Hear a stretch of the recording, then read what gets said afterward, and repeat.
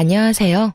저는 결혼을 한 지 3년 만에 이혼을 하게 된 30대 후반 여자입니다. 현재 어느 한적한 시골에서 어르신들의 사랑을 한 몸에 받고 있는 간호사이기도 하고요. 요즘같이 평화롭고 마음의 여유가 넘치는 날들을 보내고 있노라면 제가 그런 일을 겪고 이혼을 했다는 사실을 잊고 살곤 하는데요. 저도 사연을 보내시는 분들처럼 경험하지 않았으면 좋았을 일들을 경험하고서 이혼을 하게 되었습니다. 다들 그러하듯 처음부터 남편이 그런 인간은 아니었습니다.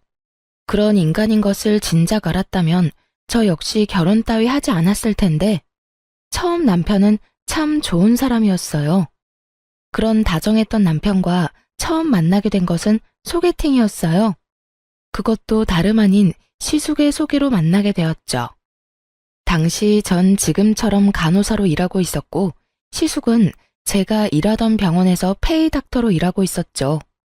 평소 저를 좋게 봤던 시숙이 남동생을 소개해주겠다고 했고 거절하기 곤란했던 저는 맛있는 밥이나 먹고 오자는 가벼운 생각으로 소개팅을 나가게 되었습니다.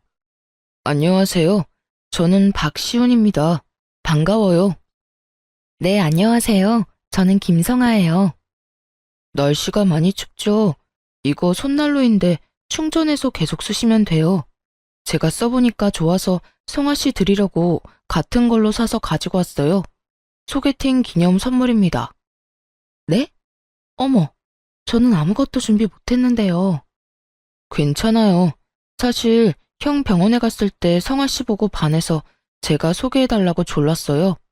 형이 계속 아무 말도 없길래 당연히 거절하신 줄 알고 포기했었는데 이렇게 나와주신다고 할 때 너무 기뻤습니다. 그래서 준비한 선물이에요. 나와주셔서 감사하다고요.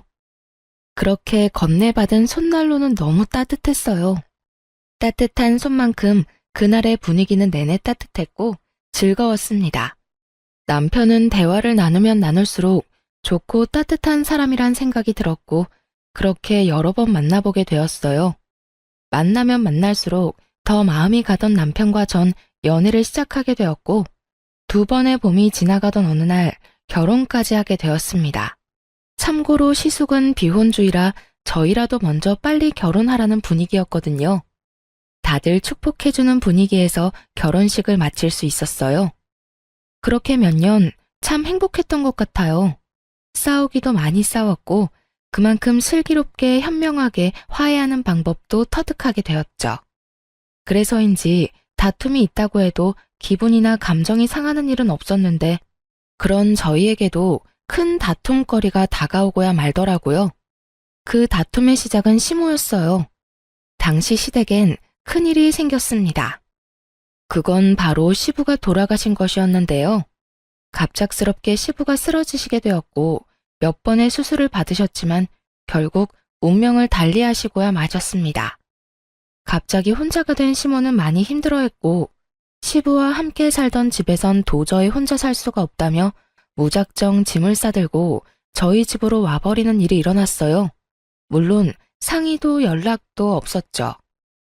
어머님, 갑자기 무슨... 이 짐은 뭐예요? 나 도저히 그 집에서 지낼 수가 없어서 이렇게 왔어. 집 구하는 대로 다시 나갈 테니 잠시만 여기서 지내마. 처음엔 우리 장남한테 가려고 했는데 거긴 내가 지낼 방도 마땅치 않고 그렇다고 다 큰 아들이랑 한 침대 쓸 수도 없어서 말이다. 잠시만 지내도 괜찮지? 내가 계속 영감 생각이 나서 그래. 이렇게까지 말하는데 딱 잘라 안 된다는 말이 나오지 않더라고요. 거기에다 금방 나간다고 하니 잠깐은 충분히 모실 수 있다 싶었어요. 네? 아, 네, 그럼요. 들어오세요. 연락이라도 주셨으면 저희가 모시러 갔을 텐데요. 아니야. 내 2달이 멀쩡한데 나 혼자 오면 되지 뭐. 그리고 연락하고 말고 할 정신도 없었어. 계속 울기만 하다가 이러다 나도 큰일 나겠다 싶어서 바로 짐 싸서 나와버렸거든. 그나저나 내가 저 작은 방 쓰면 되지? 내 이불은 내가 챙겨왔으니 그것도 신경 안 써도 된다. 시모는 자연스럽게 작은 방에 짐을 풀었고 그렇게 시모와 함께 살게 되었습니다. 금방이라도 나갈 것처럼 굴던 시모는 석 달이 지나도 나간다는 소식이 없었고, 처음엔 눈치를 살피며 뭐라도 도와주려고 안달이던 시모는 점점 저희 집에서 시집살이를 시키기 시작했죠. 예, 아침에 죽이 뭐니 죽이. 자고로 아침은 든든하게 먹어야 나가서 힘을 잘 쓰는 거야. 내일부턴 죽 말고 제대로 된 밥상 차리거라. 저도 처음엔 밥을 줬었는데 싫대요, 아범이. 부담스럽기도 하고 소화하기도 힘들다고. 간단하게 죽 해달라고 해서 죽으로 바꾼 거예요. 그래도 밥으로 차릴까요? 그래? 그랬다면 뭐 됐다. 우리 아들이 죽 먹고 싶다고 하면 죽 먹어야지. 이 정도는 시작에 불과했죠. 식탁에서 시작된 시집살이는 거실 청소로 이어진다 싶더니 어느 날은 멀쩡한 그릇을 다 꺼내 새로 다 씻고 닦으라고 하더군요. 아가야, 주방에 그릇들 좀 다 꺼내보거라. 네? 그릇은 왜요? 왜긴 왜야. 정리도 할 겸해서 다 꺼내서 깨끗이 씻고 물기 없이 싹 닦아 넣으려고 그러지. 굳이 왜 그 고생을 해요, 어머님. 어차피 자주 쓰는 거 말곤 가끔 쓸 때마다 씻어서 써요. 지금 어지럽게 정리돼 있는 것도 아니고 다 깔끔해서 정리도 잘 돼 있는데 굳이 일을 만들어서 할 필요는 없잖아요. 어머, 너는 뭘 몰라도 한참을 모르는구나. 원래가 한 번씩 그릇 다 꺼내서 씻고 닦고 해주는 거야. 넌 친정에서 이런 것도 안 배웠니? 여기서 친정 이야기가 왜 나와야만 하는지는 알 수 없으나 이런 사소한 트집선을 넘었다는 것은 확실히 알 수 있었죠. 이 일을 그냥 귀찮아서 그리고 다투기 싫어서 그냥 넘겼다간 앞으로 제 생활 역시 생각보다 많이 고달파질 거라는 것까지도 말이에요. 그래서 전 시집살이를 시키려고 애쓰는 시모에게 확실히 본때를 보여주기로 했어요. 어머님, 제가 잘못을 저지른 것도 아니고 이런 상황에 친정 이야기 그런 식으로 꺼내시면 저도 기분 나빠요. 그리고 그릇이 한두 세트도 아니고 어느 세월에 언제 다 꺼내서 씻고 닦아요? 정 그렇게 찝찝하시면 저 식기세척기 하나 사주세요. 그렇지 않아도 아범이 식기세척기 이야기하는 거 두 식구 생활하는데 필요 없다고 했었는데 어머님 말씀 들어보니 정기적으로 그릇 씻어내려면 필요할 것 같아서요. 그러니까 어머님이 선물 사주신다고 생각하시고 하나 장만해 주세요. 그러면 그릇 다 꺼내서 세척기 돌리면 되잖아요. 요즘 세상이 좋아져서 건조까지 다 해서 나온대요. 어때요? 식기세척기? 네, 이참에 하나 장만해 주세요. 얼마 안 해요. 100만 원은 넘을 거고 200만 원은 안 되는 걸로 잘 골라볼게요. 200만 원? 예, 그냥 둬라. 무슨 그릇 하나 씻겠다고 그 돈을 써? 됐어. 요즘 애들은 뭐든 다 돈으로 해결하고 들어서 문제야. 다 사람 손이 가야 깨끗한 법인데. 에이, 어머님. 요즘엔 기계가 얼마나 좋아졌는데요. 사람 손보다 훨씬 더 깨끗하고 살균 건조까지 시켜줘서 위생적으로도 좋대요. 말 나온 김에 알아볼까요? 요즘엔 인터넷 주문도 잘 돼 있어서 굳이 매장 갈 필요도 없는데. 됐다니까. 그냥 꺼내지 마. 쓸 때마다 하나둘 씻으면 되지. 이상한 소리 하지 말고 밥이나 하거라. 밥 때도 아닌데 시모는 밥을 하라며 상황을 모면하려고 했고 전 그런 시모에게 그저 미소를 지어 보였죠. 제가 참지 않고 입을 떼기 시작하자 시모와 제 사이는 점점 틀어지기 시작했고 전 결국 남편에게 닥달을 하게 되었어요. 여보, 어머님 집은 알아보고 있는 거야? 집? 그럼 열심히 알아보고 있지. 그런데 마땅한 곳이 없네? 그런데 갑자기 집은 왜? 갑자기는 무슨 갑자기야. 금방이라도 나가실 것처럼 집으로 다짜고짜 밀고 들어오신 게 언젠데. 온다 간다 말이 없으니까 물어본 거지. 그렇지 않아도 불편한데 요즘엔 어머님께서 사사건건 다 뭐라고 하셔서 너무 힘들다고. 진짜 이해가 안 돼. 그렇게 내가 불만이시면 이 꼴 저 꼴 보지 말고 나가시면 되잖아. 어머님이 돈이 없으신 것도 아니고 집 처분한 돈 가지고 계실 거 아니야. 그렇지. 그나저나 엄마가 왜 그러지? 당신한테 많이 잔소리해? 많이 정도가 아니야. 매번 똑같이 간을 하는데 어느 날은 짜다고 혼내고 어느 날은 싱겁다고 혼내신다고. 들어가는 간은 매번 똑같은데 그것뿐인 줄 알아? 기껏 다 정리한 수건을 다 꺼내서 다시 빨라고 하지를 않나. 스팀 청소까지 다 해서 먼지 한 톨 없는 거실 바닥을 걸레로 다시 닦으라고 하시질 않나. 이제 알겠지? 내가 얼마나 힘들고 고단할지. 이야, 우리 엄마 심했네. 내가 상황 보고 한마디 할 테니까 조금만 더 참아줘, 응? 참는 게 문제가 아니라 얼른 집 구해서 나가게 하시라고. 이미 감정이 상할 대로 상하고 있는데 당신이 한마디 한다고 뭐가 달라지겠어? 그냥 따로 사는 게 서로를 위하는 길이야. 알겠어? 알겠어. 알겠으니까 화 좀 풀고 조금만 더 기다려줘. 집 알아보고 계신다니까 곧 나가실 거야. 남편은 제 눈치를 살피며 하는 둥 마는 둥 성의 없는 대답을 했고, 전 그런 남편에게 시모에게만 맡기지 말고 남편도 나서 집을 알아보라는 말을 하곤 대화를 마무리 지었어요. 그렇게 이제나 저제나 시모가 나가는 날만 기다리던 어느 날, 주방에서 뒷정리하던 저를 불러 앉힌 시모의 입에서 아주 기막힌 말들이 나오더라고요. 예, 너 그거 빨리 마무리하고 네 아주버님 집에 좀 다녀오거라. 비밀번호는 내가 알려주마. 네? 아주버님 댁은 왜요? 가서 청소도 좀 해주고 밑반찬도 좀 해주고 와. 노총각 혼자 사는 꼴 뻔하지 않겠어? 내가 여기서 따뜻한 밥 먹을 때마다 우리 장남 걱정되어서 밥이 어디로 넘어가는지 모르겠어. 그러니까 네가 가서 청소도 깨끗하게 좀 해주고 먹거리도 좀 해놓고 오거라. 하는 김에 우리 아들은 고기 좋아하니까 갈비찜 같은 것도 좀 해서 넣어두고, 한 끼 분량으로 소분해서 당장 먹을 건 냉장고, 아닌 건 냉동실에 넣어두고 말이다.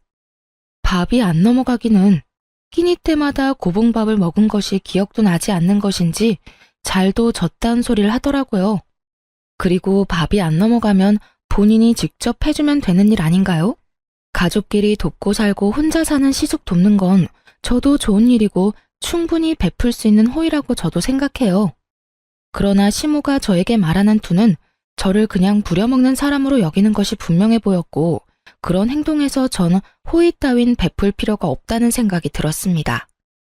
어머님, 저는 그렇게까지 하고 싶지 않아요. 제가 왜 거기까지 가서 집안일을 해줘야 해요? 왜라니?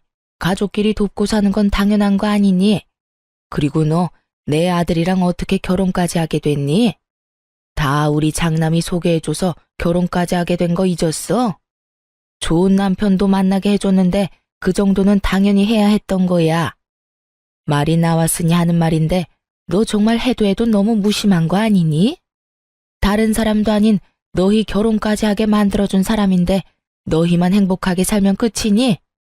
나 같으면 누가 시키지 않아도 스스로 나서서 반찬도 해다 주고 청소도 해주고 했을 텐데. 어쩌면 그렇게 생각이 없는지 말이야. 어머님, 저랑 아범 만나게 된 건 아범이 저 소개해달라고 아주버님한테 조르고 또 졸라서 만나게 된 거고요. 설사 아주버님이 저희 결혼에 큰 도움을 주셨다고 한들 제가 그 집안일까지 해줄 필요는 없다고 생각해요. 제가 남편하고 살고 싶어서 결혼한 거지 아주버님 살림까지 살아주려고 결혼한 건 아니지 않겠어요? 그러니까 그렇게 정 아주버님이 걱정되시면 어머님이 직접 가서 하세요. 아니, 왔다 갔다 고생할 필요 없이 어머님이 그 집으로 들어가셔서 사시면 되겠네요. 그쵸? 그쯤 되니 시모가 섭섭해하든 말든 시모의 감정과 상관없이 입이 움직이더라고요. 제가 남편을 사랑해서 남편과 살고 싶어 결혼을 한 것인지 시숙의 가정부 노릇이나 하려고 한 결혼은 아니었으니까요. 시모는 제 말에 할 말을 잃었는지 제가 시숙 집으로 가라는 말을 트집잡아 노발대발 화를 내기 시작하더군요. 너 지금 말 다 했니? 날 무시해도 유분수지 네가 뭔데 나를 오라가라 명령질이야. 이게 오냐오냐 해줬더니 아주 시부모 무서운 줄 모르고 너희 친정에서 이렇게 하라든? 어른한테 이래라 저래라 설교짓이나 하면서 무례하고 버르장머리 없게 굴라고 가르쳤냐 이 말이다. 그러는 어머님 친정에선 남의 집 귀한 딸인 며느리를 이 집 저 집 하녀 노릇까지 시키라고 가르쳤어요? 아니면 어머님 말씀대로 저를 무시해서 이러는 건가요? 아니고서야 어떻게 말도 안 되는 이유를 갖다 붙이면서 거기까지 가서 집안일을 하라고 하세요? 부탁을 하셔도 고민될 판국에 완전 막무가내식으로 사람을 그렇게 이래라 저래라 하면 저도 사람인데 하고 싶은 마음도 사라지지 않을까요? 내가 언제 널 무시했다고 그러니? 난 그저 우리 장남이 걱정되어서 네가 좀 도와줬으면 하는 뜻에서 한 말이지. 너 그렇게 사람 오해하고 그러면 못 쓴다. 저도 마찬가지예요. 어머님이 절 무시해서 그런 말을 한 게 아니듯 저도 어머님 무시해서 아주버님 댁으로 가시라고 한 말 아니라고요. 전 그저 어머님이 아주버님 걱정에 밥이 입으로 들어가는지 코로 들어가는지 모른다고 하시니 그럴 바엔 아예 아주버님 댁으로 가는 게 맞다고 생각했을 뿐이에요. 왔다 갔다 차비도 아끼고 사랑하는 장남 곁에서 마음껏 챙겨줄 수 있으니 여러모로 좋다고 생각했을 뿐이라고요. 시모는 제 말에 할 말이 없는지 저를 가자미 눈으로 쏘아보며 건방지다, 버르장머리가 없다 등 비난하는 말들을 중얼거리고 있더라고요. 크게 입 밖으로 내면 제가 또 뭐라 말할지 겁이나 중얼거리는 시모를 보면 코웃음이 다 나더라고요. 그렇게 한참 중얼거리는 시모에게 전 아랑곳하지 않고 이렇게 말했어요. 말이 나왔으니까 하는 말인데 어머님 집은 구하고 계세요? 벌써 반년이 다 돼가는데 소식이 없으셔서요. 저 사실 남편 뒷바라지 하는 것도 힘든데 어머님과도 이런 식으로 계속 부딪히는 거 힘들어요. 어머님이 언제부턴가 저 마음에 안 들어 하시는 거 저도 다 느껴져서 마음도 아프고요.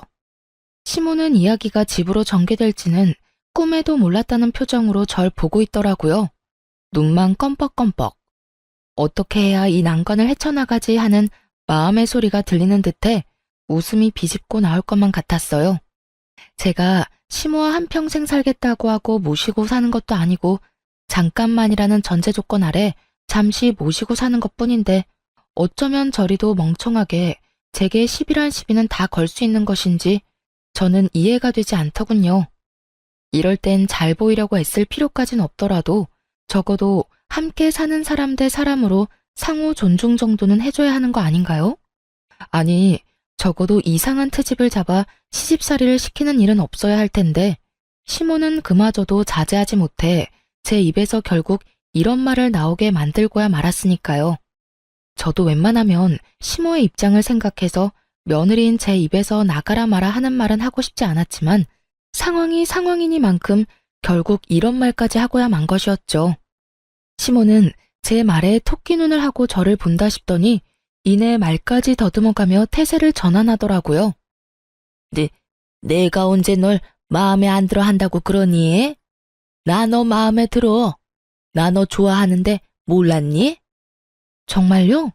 전 요즘 계속 작은 일에도 크게 짜증도 내시고 자꾸 이런저런 일 시키시는 것 같아서 저 미워하는 줄 알았어요.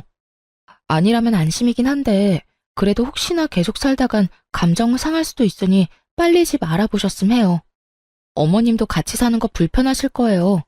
아, 그래서 짜증이 많이 나셨을 수도 있겠다. 그렇죠? 내가 언제 짜증을 그렇게나 냈다고 그러니?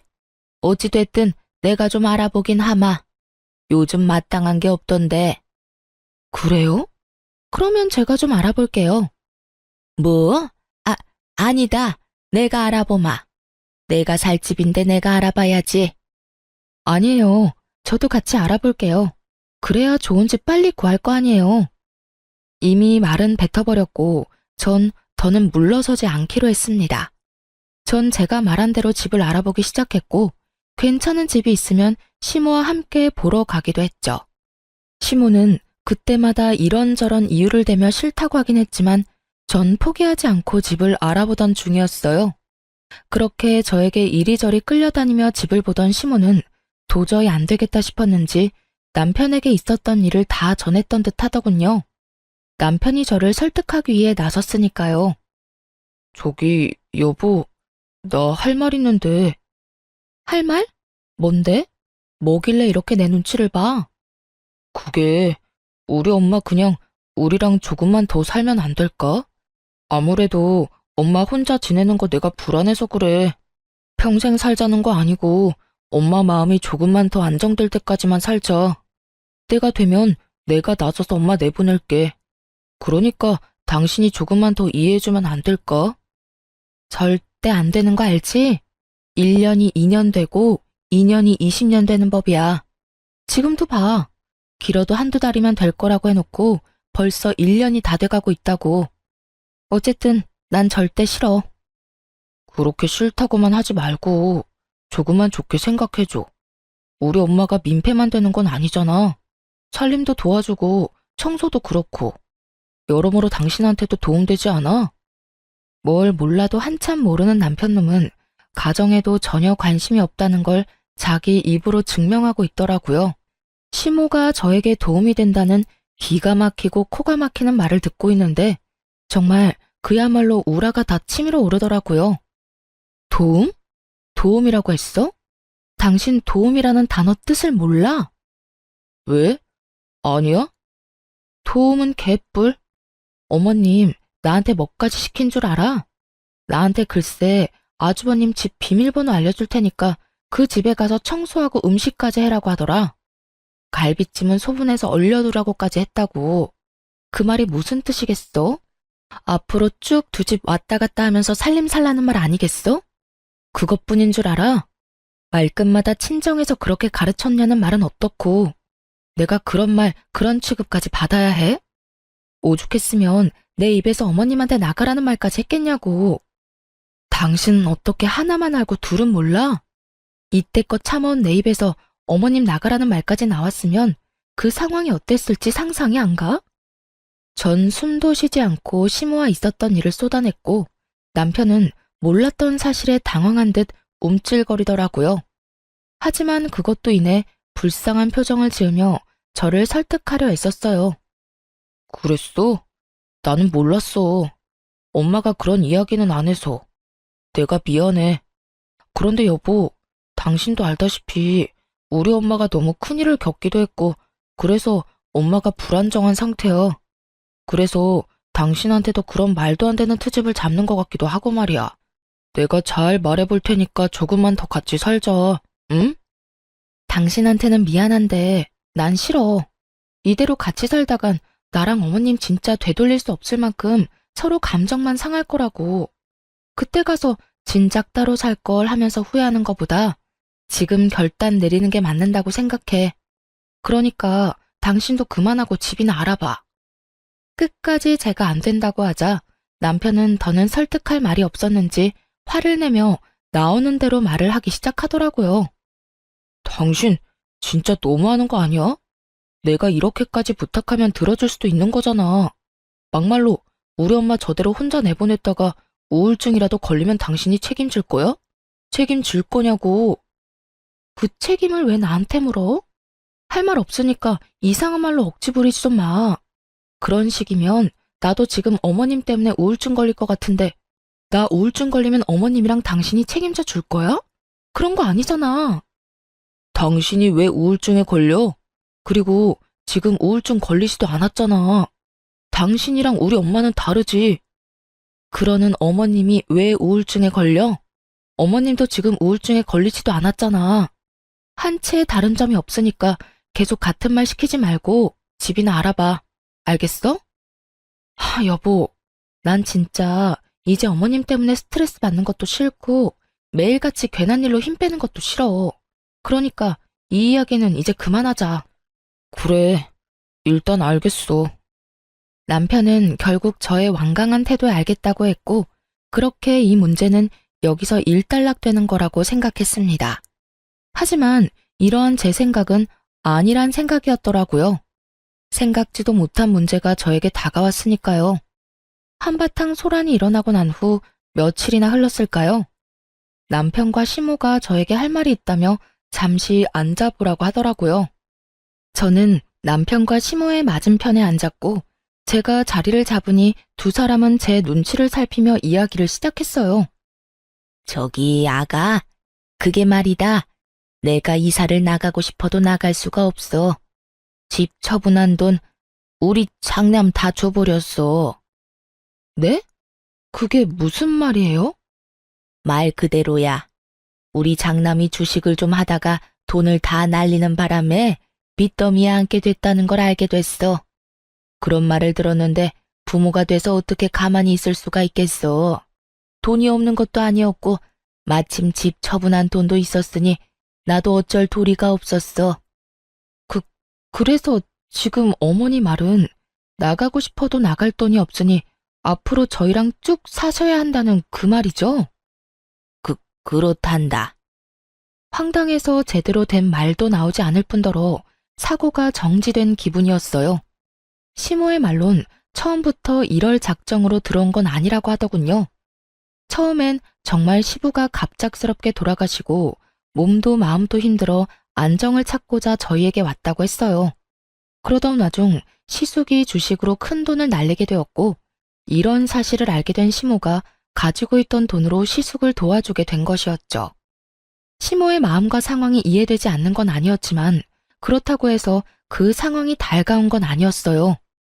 그저 뒤통수를 한 대 세게 얻어맞은 것처럼 머릿속이 얼얼하게 아파지더라고요. 전 꼼짝없이 시모를 모시고 살아야만 하는 상황에 직면하게 되었고 제가 그 상황을 받아들이지 못해 아무 말도 하지 않고 있자 남편이 손이 발이 되게 빌며 부탁을 하기 시작했어요. 여보, 나 지금 당신 심정이 어떤지 누구보다 잘 알아. 황당하기도 하고 당황스럽기도 하겠지. 그런데 엄마도 어쩔 수 없었던 상황인 건 당신도 이해할 거 아니야. 다른 직업도 아니고 의사인 형을 신용불량자 만들 수도 없고. 돈이야 형이 빨리 갚아준다고 했으니까 돈 마련될 때까지만 우리가 모시고 살자. 응? 평생 모시자는 말 아니야. 당신 말대로 2년이 20년 되지 않게 내가 형한테 빨리 갚으라고도 했어. 그러니까 당신이 마음 한 번만 돌려주라. 내가 이렇게 부탁할게. 이게 이렇게 부탁한다고 해결될 문제가 아니잖아. 아, 정말 미치겠어. 왜 진작 말을 안 한 거야? 왜 나한테 숨긴 거냐고. 입이 안 떨어져서 말을 못했어. 미안해. 당신이 뭘 걱정하는지 나 잘 알아. 우리 엄마도 반성 많이 했고 앞으로 당신한테 괜한 트집 안 잡는다고 했어.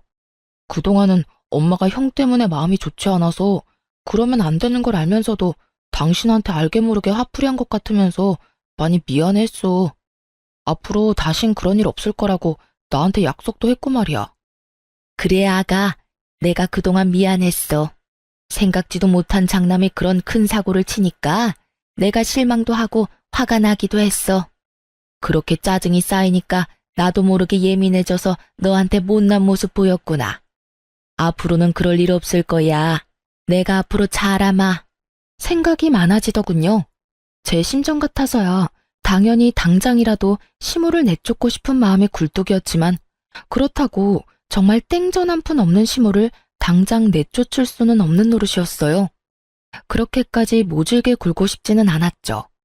그때까지만 해도 남편을 사랑하기도 했고 그런 남편의 부모이니 그대로 시모를 내쫓고 마음 편히 살 자신도 없었습니다. 저는 생각이 길어졌고 그런 저를 보며 두 사람은 제 눈치를 살피더군요. 전 고민 끝에 결국 시모와 함께 살기로 했고 두 사람은 정말 저에게 고마워하며 앞으로 잘하겠다고 약속하고 또 약속했어요. 그렇게 저는 방으로 돌아왔고 남편 역시 저의 뒤를 따라 방으로 들어오더라고요. 여보, 진짜 고마워. 여보, 나 진짜 어렵게 결정 내린 거야. 당신도 알지? 그럼. 그래서 당신한테 더 고마워. 내가 진짜 잘할게. 그러면 나하고 약속 한 가지 하자. 혹시나 어머님이랑 살면서 어머님 때문에 싸우게 되거나 어머님이 예전처럼 나한테 과한 요구, 과한 시집살이 시키는 날엔 바로 어머님 내보내기로. 그땐 어떤 이유가 있든지 간에 무조건 당신이 나서서 내보내주기로 말이야. 알겠어. 당연하지. 그땐 내가 무슨 수를 써서라도 당신 뜻대로 다 할게. 그래. 그때 돼서 말 바뀌면 안 돼? 혹시나 당신 그때 돼서 말 바꾸면 나 당신이랑 이혼할 거니까 그런 줄 알아. 알겠어. 맹세할 수 있어. 고마워 여보. 내가 살면서 다 갚을게. 그렇게 전 시모와 계속 살게 되었고 이미 엎질러진 물, 될 수 있으면 시모와 잘 지내보려고 노력했어요. 어차피 함께 살기로 했고 언제까지 얼굴을 붉히며 살 순 없으니까요. 시모 역시 바뀌려고 노력하는 모습을 보며 어쩌면 생각보다 더 괜찮은 모습으로 살 수 있겠다. 기대도 하게 되었어요. 내심 잘한 결정이었다고까지 생각했으니까요. 그러던 어느 날 남편이 저에게 이런 제안을 해오더라고요. 여보, 우리 이사하는 거 어때? 이사? 무슨 이사? 당신 이 집 좋아했잖아. 교통편도 그렇고 상가도 많아서 살기 편하다고 말이야. 나는 좋은데 당신은 매번 주택에서 살고 싶다고 했잖아. 정원 있는 단독주택. 당신이 엄마 때문에 불편해하는 것 같아서 내내 마음에 걸렸거든.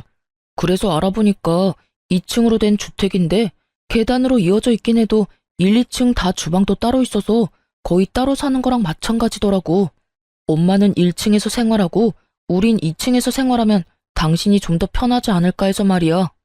정원에 예쁜 꽃도 심고 상추 같은 것도 심어서 고기에 싸먹기도 하고 말이야. 평소 정원 있는 주택에 사는 로망이 있었던 저는 흔쾌히 그렇게 하자고 했습니다. 1층, 2층으로 분리된 공간에서 생활한다면 저도 지금보단 숨통이 트일 거라 생각했기도 했으니까요. 그렇게 저는 집을 알아보러 다녔고 그날도 집을 둘러보고 집으로 돌아간 날이었어요.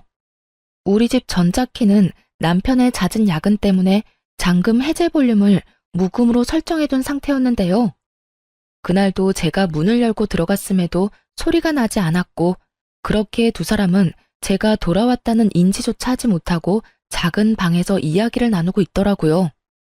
엄마, 집사람 비위 잘 맞추고 있지? 절대 잔소리도 하지 말고 기분 상하기도 하지 마. 알겠지? 알겠다고 몇 번을 말해. 그렇지 않아도 내가 입이 근질근질한데 이사 가는 것 때문에 겨우 참고 있다. 그래, 잘하고 있어. 집사람하고 잘 지내? 이런 대화를 하는데 그간 남편에게 툴툴댄 것이 미안해지더라고요. 이렇게 뒤에서 저를 위해 노력하는 줄도 모르고 그간 짜증을 부릴 때도 있었거든요. 전 내심 앞으로 남편에게 더 잘해야지 하는 생각을 가지며 다음 이야기를 듣는 순간 경악을 금치 못했습니다. 알겠다니까. 그런데 이사하게 되면 그 집은 공동명의로 하는 거 확실하지? 지금처럼 걔 단독명의로 또 하자고 하면 어떻게 하려고 그래? 잘 말해서 어떻게 해서든 공동명의 해야지.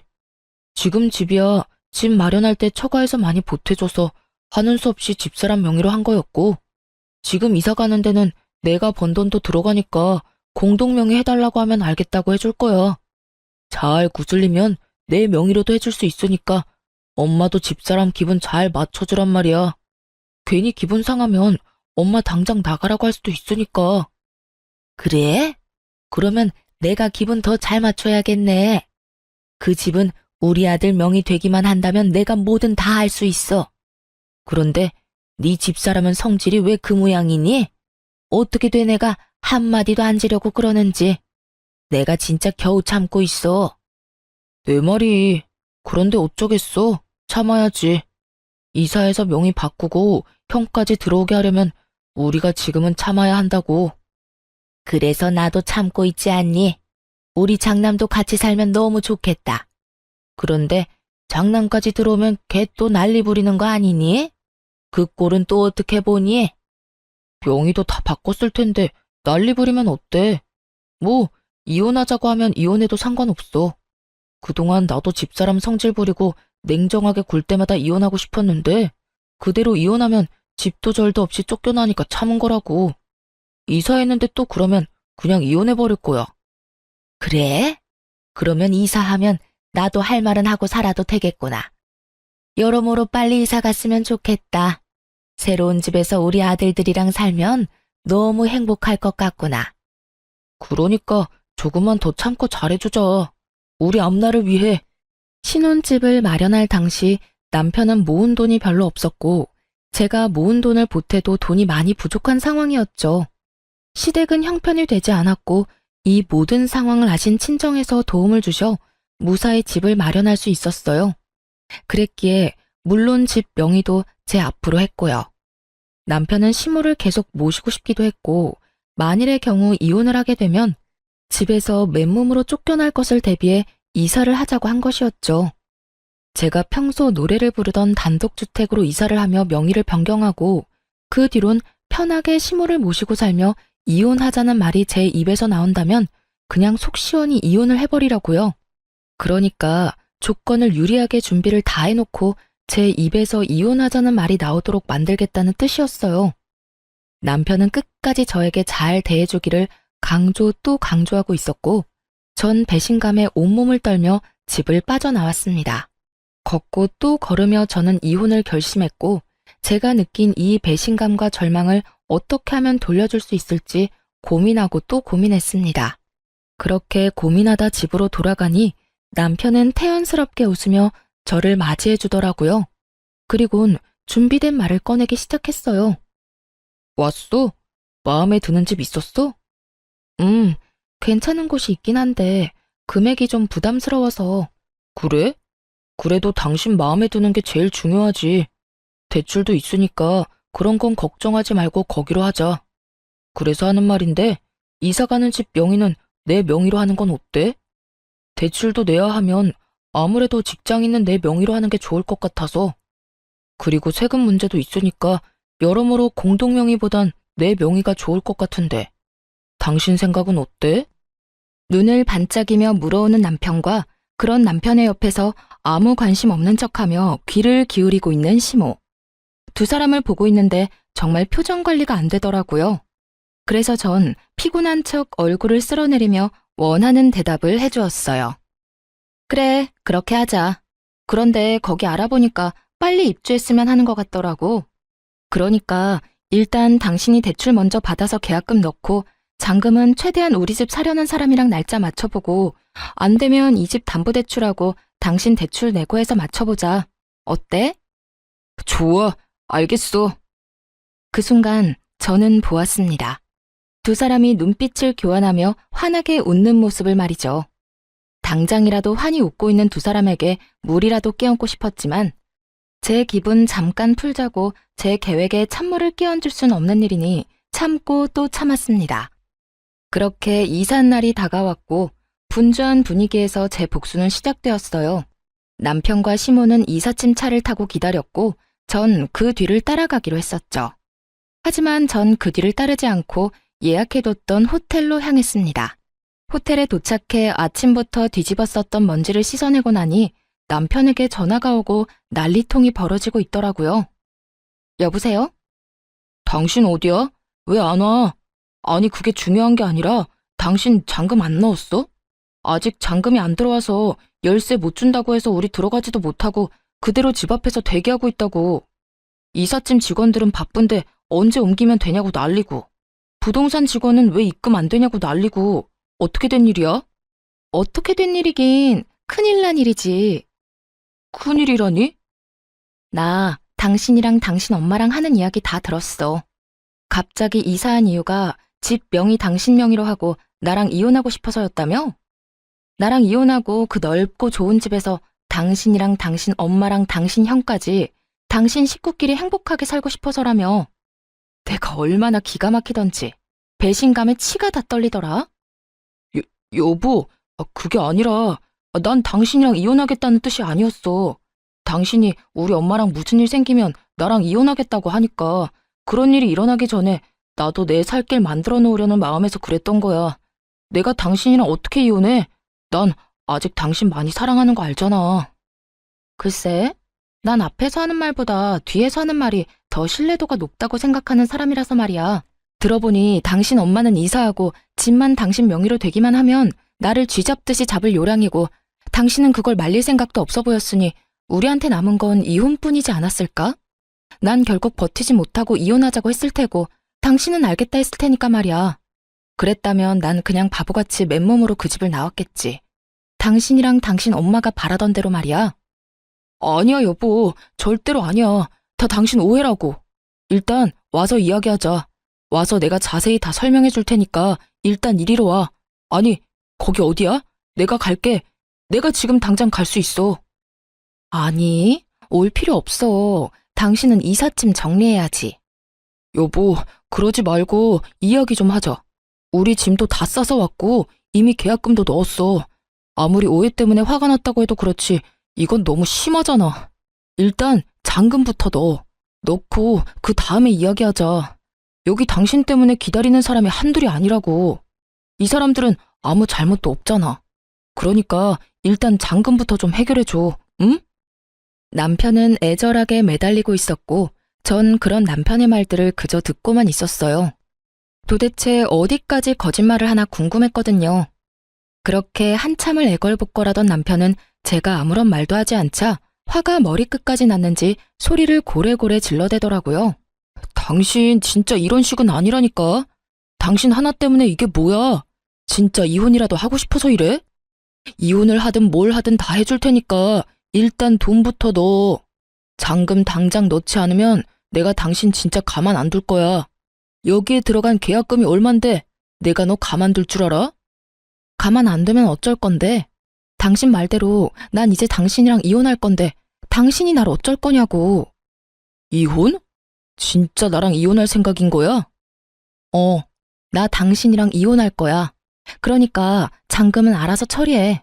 어차피 나 빼고 네 가족들이랑 살 집이었으면서 내 돈을 바라는 건 너무 파렴치한 생각 아니야? 어떻게 된 인간이 그런 계산까지 할 수가 있어? 내가 진짜 내 귀를 의심했지 뭐야. 어쨌든 난 당신이랑 이혼할 거고 내가 살지도 않을 집에 잔금까지 내줄 생각 없으니까 그런 줄 알고 알아서 처리해. 내가 돈이 어디 있어서 처리해. 계약금도 다 대출 내서 낸 건데. 이혼할 마당에 내가 그런 것까지 걱정해야 해? 대출을 더 내든 계약금을 포기하든 둘 중에 결정해서 해결하면 되겠네. 야, 너 진짜 미쳤어? 어디 많이 아파? 아니, 당신 지금 많이 아파. 당장 나랑 병원 가봐야 한다고. 그러니까 어딘지 말해. 지금 어디냐고. 미친 건 당신이거든? 난 더는 당신이랑 할 말 없으니까 나한테 이럴 시간에 당신 상황이나 빨리 해결해. 이럴 시간 있어? 해결하려고 당신하고 이러고 있는 거잖아. 여보, 제발. 당신이 생각하고 있는 거 다 오해야. 난 당신하고 이혼할 생각도 없고 엄마가 당신 괴롭히는 거 그냥 두고 볼 생각도 없었어. 그냥 엄마가 그렇게 이야기하니까 그 장단에 맞춘 것뿐이야. 그래, 당신이 엄마랑 살기 싫다고 하면 지금이라도 엄마 나가라고 할게. 그러니까 여기 무사히 잔금 치르고 우리 둘이 여기서 행복하게 살자.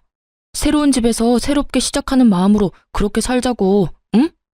그러니까 제발 지금 어딘지 말해줘.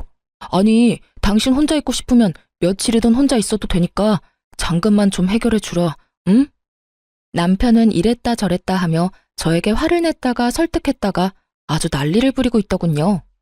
완전 미친 사람이 되어가는 남편과 계속 이야기를 나눠봤자 득될 것도 없을 뿐더러 괜한 시간 낭비라 생각되었어요.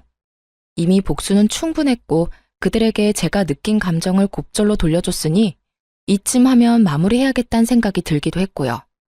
야, 잘 들어? 나 너랑 이혼할 거야. 난 이제 너 같은 인간이랑 같이 살고 싶지도 않고 말도 섞고 싶지 않아. 그러니까 나한테 뭘 바라지도 마. 그러면 그런 줄 알고 법원에서 보자. 아, 나 당신이랑 당신 엄마한테 위자료 청구도 할 거니까 그런 줄 알고 잘 준비해서 법원에서 보자. 형편되면 변호사 선임도 좀 하고 말이야.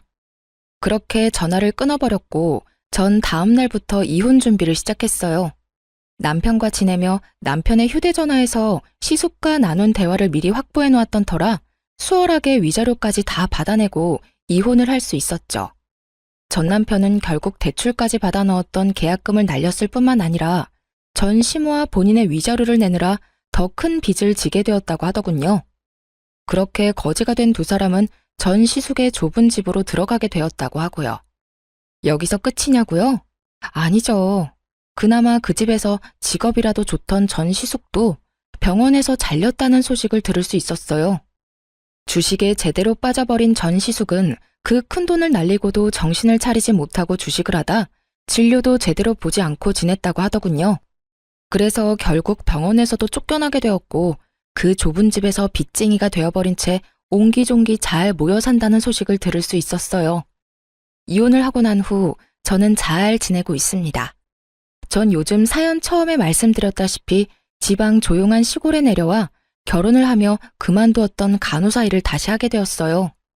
이곳에서 어르신들과 이런저런 이야기도 나누고 때론 싸우신 음식들을 먹으며 지내는 것이 저에겐 큰 위로가 되기도 하고 즐겁기도 한 요즘이에요.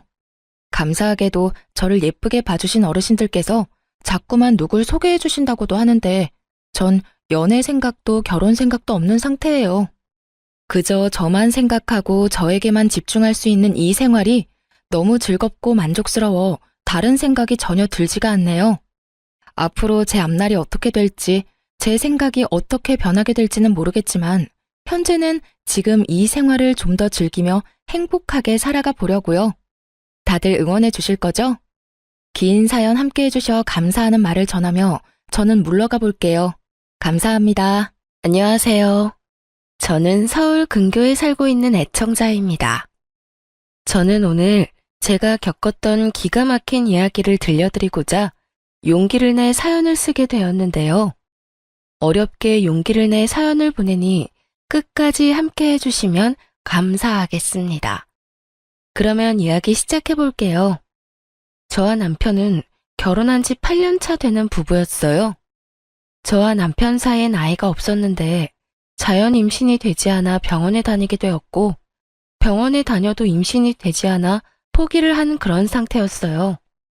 처음엔 남들 잘만 되는 임신이 되지 않아 좌절도 했고 내가 전생에 무슨 죄를 지어서 이렇게 임신이 안 되나 저 자신을 원망했던 적도 있었어요. 남편도 저도 몸은 건강하다고 하는데 도무지 임신이 되지 않으니 그럴 만도 한 상황이었죠. 그렇게 몇 년을 노력하다 남편이 이렇게 말하더라고요. 여보, 나 너무 힘들다. 이제 포기하자. 포기? 정말 괜찮겠어? 괜찮지 그럼. 난 아기보다 당신이 더 중요해. 난 몸도 몸이지만 당신 보고 있으면 마음이 더 힘들어. 그러니까 이제 그만 포기하자. 병원 같은 거 그만 다녀. 그 주사기도 이제 다 버리고.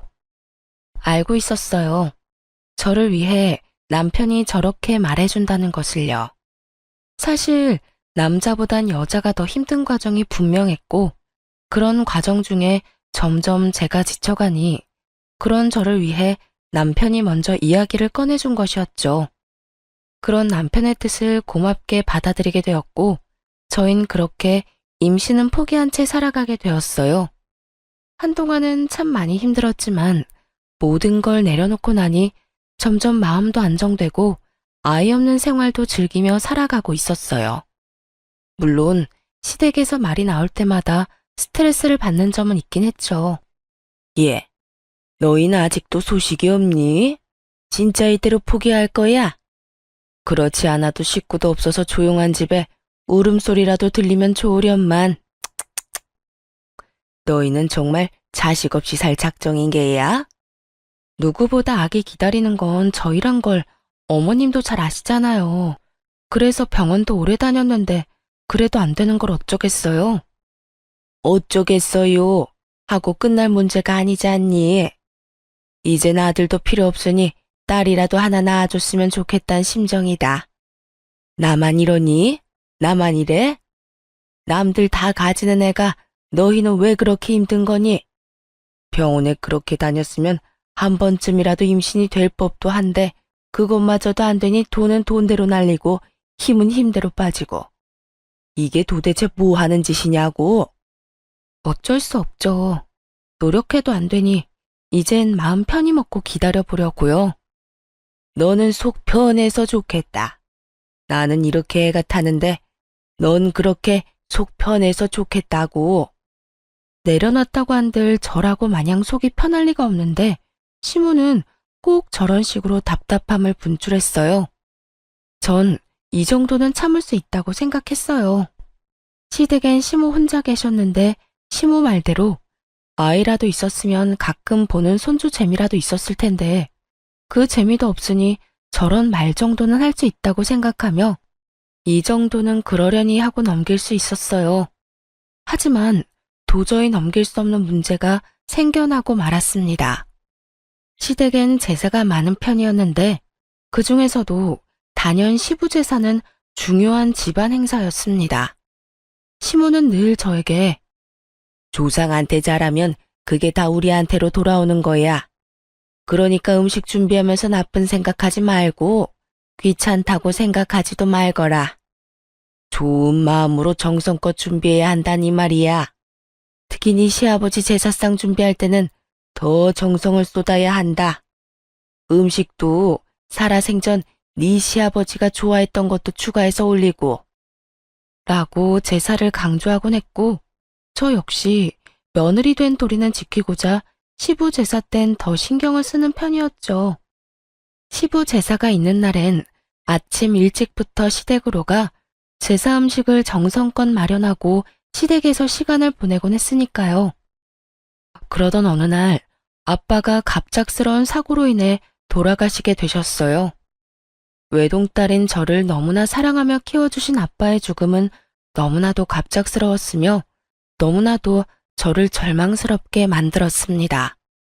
모든 자식이 그러하듯 저 역시 많이 보답하지 못한 마음에 후회스럽기도 했고, 더는 따뜻한 아빠 품에 안길 수 없다는 사실이 너무나도 힘들었어요. 그렇게 1년 가까이 저는 슬픔에 잠겨 있었고, 남편은 그 시간 동안만큼은 누구보다 다정하게 저를 챙겨주었어요.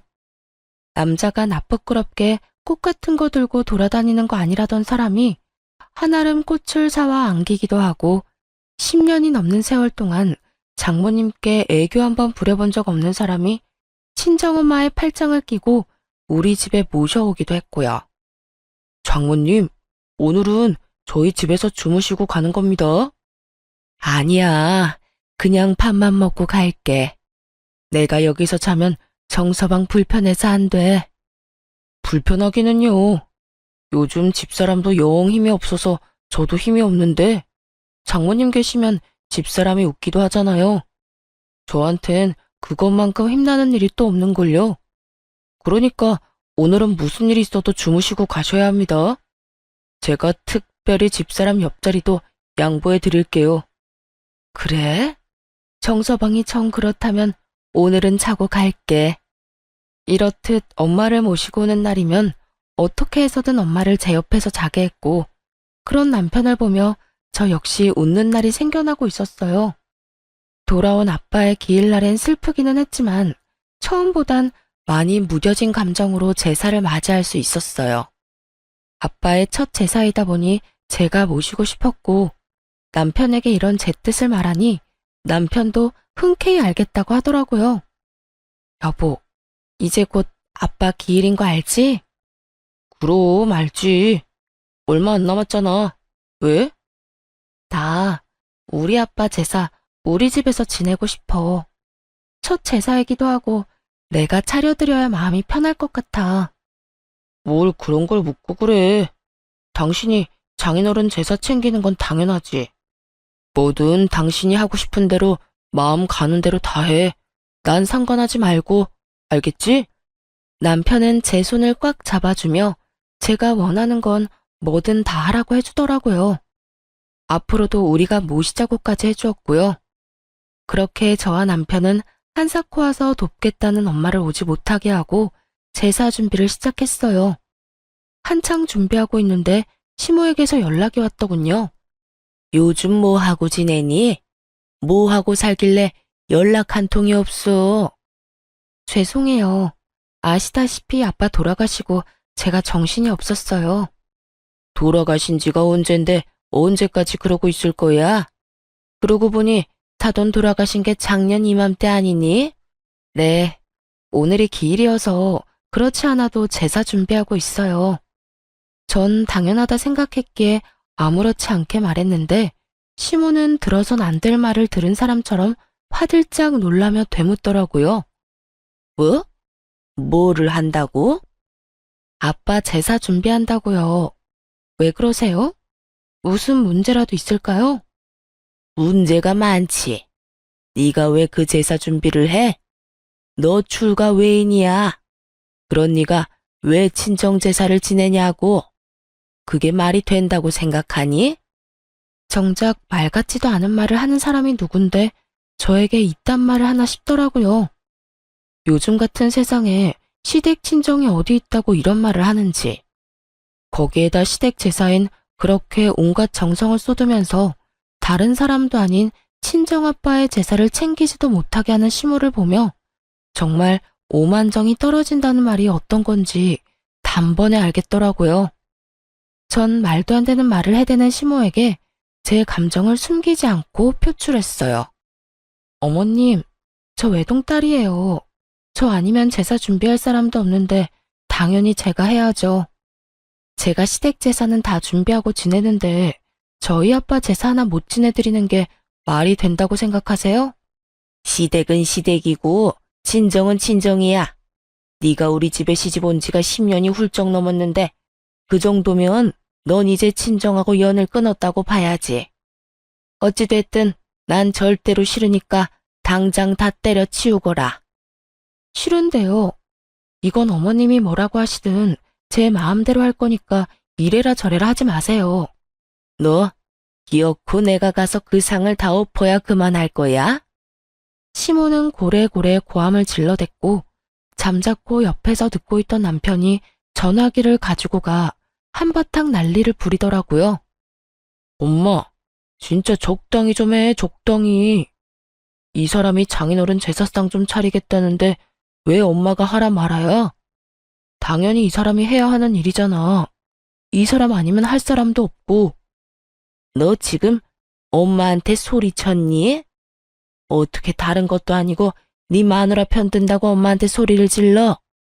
난 지금 마누라 편 든다고 엄마한테 소리를 지르는 게 아니라 엄마가 잘못된 행동으로 집사람을 괴롭히니까 소리를 지르는 거야. 만약 집사람이 엄마한테 잘못하면 똑같이 할 거고. 그러니까 이런 걸로 트집 잡지 말고 앞으로 그런 말 할 거면 집사람한테 연락도 하지 마세요. 연락도 하지 마? 뭐? 연이라도 끊으란 말이야? 지금 엄마 말이 그렇잖아. 집사람한텐 자식돌이도 하지 말라고 하면서 엄마는 우리한테 자식돌이 하길 바래. 그건 너무 이기적이지 않아? 하여튼 집사람이 장인어른 제사 지내는 거 가지고 이래라 저래라 하지 마. 계속 그러면 우리도 자식돌이 안 해도 된다는 뜻으로 알고 평생 아빠 제사에도 안 갈 거고 엄마가 죽어도 제사상 안 차려드릴 거야. 시모는 화가 많이 난 듯 일방적으로 전화를 끊어버렸고 남편은 전화기를 들고 연신 한숨을 쉬더라고요. 이런 상황이 곤란하기도 피곤하기도 하다는 듯이요. 다시 이런 일로 당신 괴롭히면 참지 말고 할 말 다 해. 내가 다 막아주려고 노력하겠지만 언제 어디서 어떤 말을 듣게 될지 아무도 모르는 일이잖아. 당신도 마냥 참지 말고 할 말은 다 해야 당신이 상처를 덜 받아. 알겠지?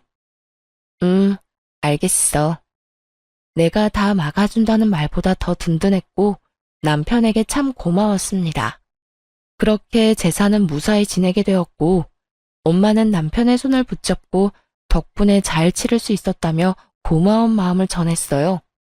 남편은 그런 엄마의 이부자리까지 펴주며 이런 날은 혼자 주무시면 안 된다고 눕혀드리기까지 했고요. 이런 남편으로 인해 시모에 대한 섭섭함은 사라지고 없었는데 소식을 전해들은 시누이까지 저에게 연락이 와 저를 위로해 주더라고요. 언니, 이야기 들었어요. 많이 서운하고 속상했죠? 언니가 우리 집 제사 지내준 것만 해도 몇 번인데.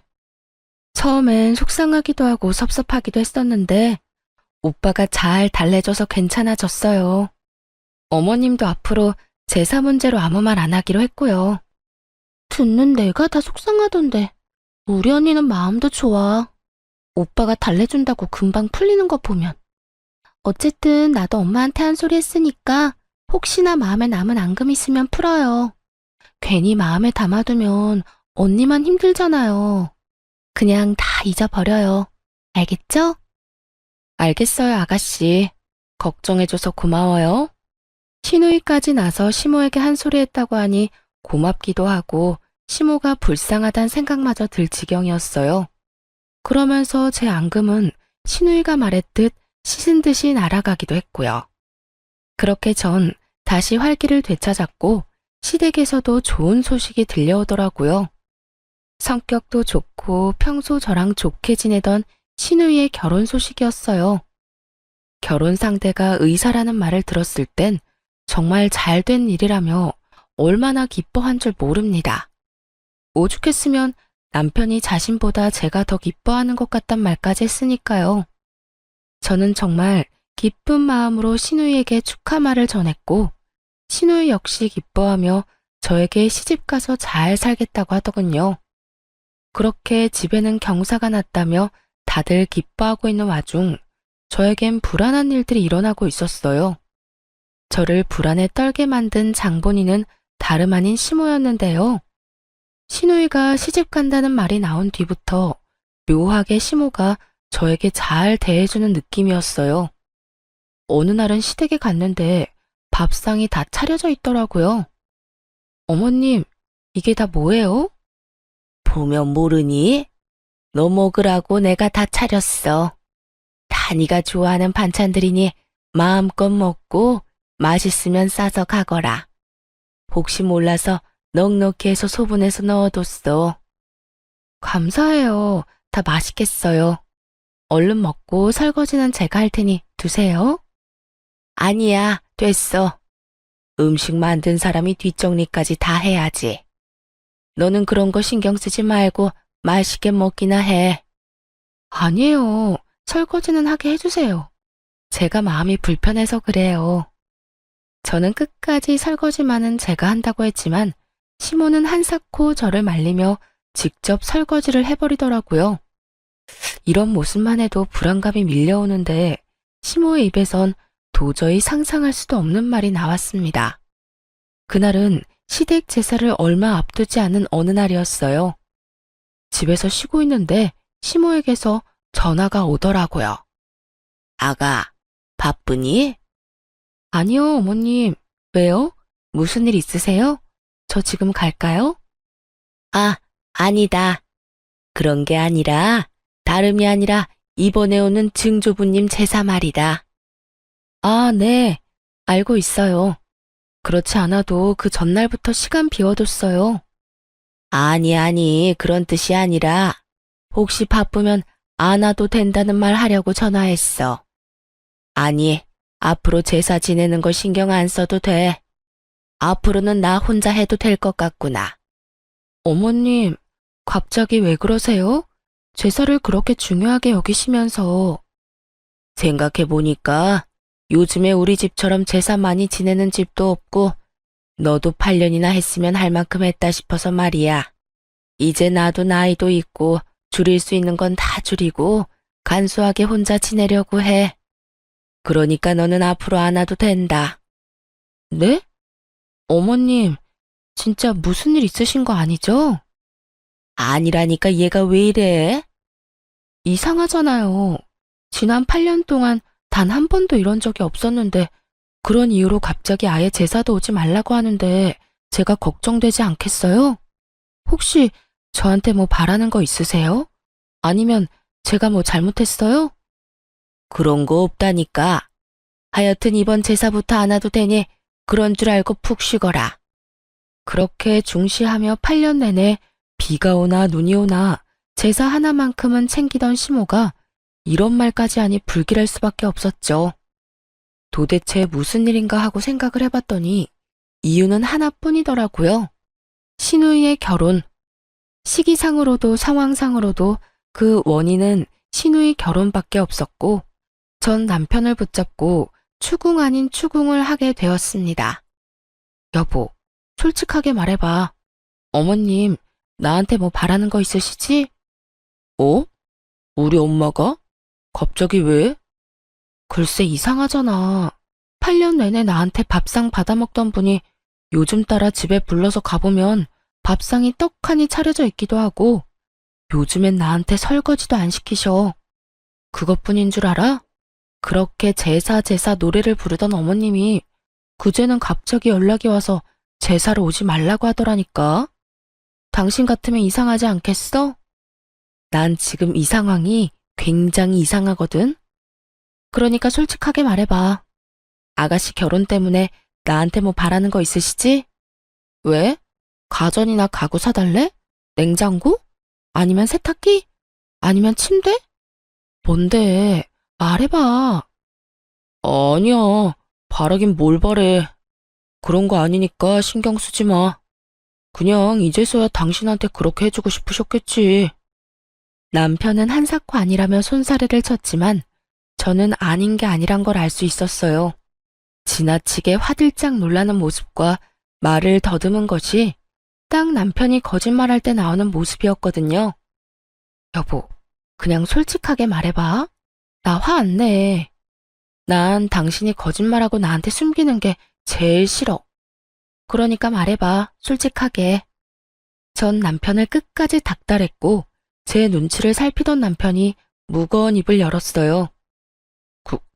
그게 사실은 엄마가 혜은이 집이라도 해서 보내주고 싶나 봐.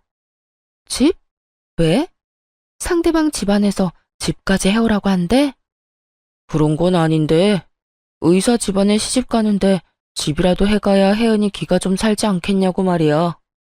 그러면서 하는 말이 장인어른 사망보험금으로 혜은이 집 한 채 해달라고 하더라고. 물론 나는 그 자리에 펄쩍 뛰면서 안 된다고 했어. 혜은이도 그 말 나오자마자 그건 절대 안 되는 일이라고 했고. 당신한테 아무 말도 안 한 건 혹시나 당신이 오해할까봐 그랬어. 우리는 진짜 그럴 생각도 없는데 혹시나 당신이 우리도 그런 생각으로 당신을 대한다고 생각할까봐. 다른 사람도 아닌 시누이가 결혼을 하니 저도 세탁기, 냉장고쯤은 해줄 수 있다고 생각했는데 시모는 제 예상을 훨씬 뛰어넘어 집을 바라고 있더라고요. 그것도 돌아가신 지 얼마 되시지도 않은 아빠의 보험금으로 말이죠. 정말 그 순간 기가 막혀 말이 나오지 않더라고요. 그런 제 눈치를 남편은 또 살피고 있었고요. 여보, 당신은 정말 어머님 생각이랑 다른 거 맞지? 날 몰라? 난 진짜 아니야. 난 엄마가 그 말 꺼내자마자 절대 안 되는 일이라고 했어. 그 돈이 어떤 돈인데 그 돈을 쓸 수가 있겠어? 혹시나 쓸 일이 생긴다면 그건 오로지 장모님을 위해 써야 하는 돈이잖아.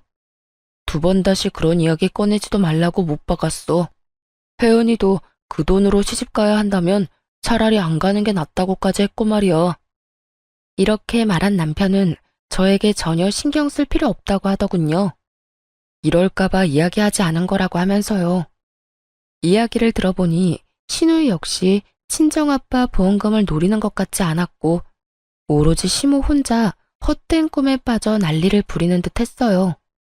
전 남편의 말대로 신우이의 결혼엔 신경 쓰지 않고 지냈고 그렇게 제가 아무런 연락도 없으니 답답한 시모가 직접 이야기를 꺼내고자 연락이 왔더라고요.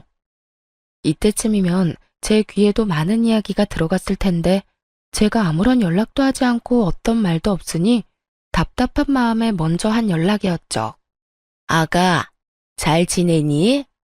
요즘 왜 연락이 없어? 혹시 어디 아프니? 아프긴요, 괜찮아요.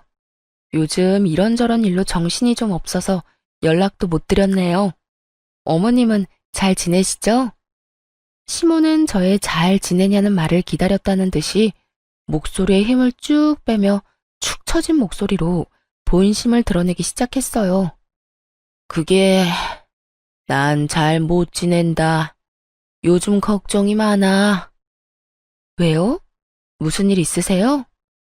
너도 알다시피 우리 혜은이가 직장 생활을 늦게 시작했지 않니? 그래서 모은 돈이 별로 없어.